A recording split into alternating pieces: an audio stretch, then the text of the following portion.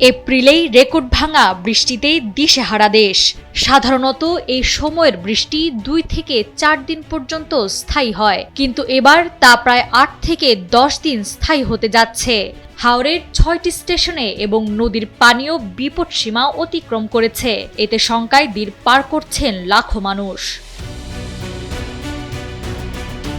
সদ্য বিদায়ী এপ্রিল মাসে দেশের স্বাভাবিকের চেয়ে 75% বেশি বৃষ্টিপাত হয়েছে বলে জানিয়েছে আবহাওয়া অধিদপ্তর।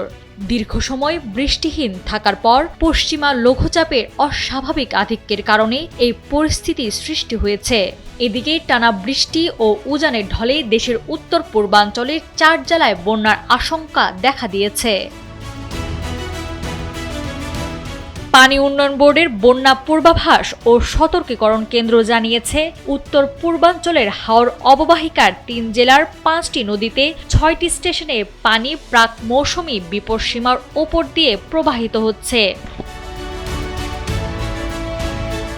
স্টেশনগুলো হলো সুনামগঞ্জের নলজুর নদী, নেত্রকোনার ভোগাইকংস, সোমেশ্বরী কমলাকান্দা, মগরা নেত্রকোনা ও আটপাড়া এবং হবিগঞ্জের সুতাং নদী। এবং গত 24 ঘন্টায় হাওর এলাকায় ভারী থেকে অতি ভারী বৃষ্টিপাত রেকর্ড করা হয়েছে।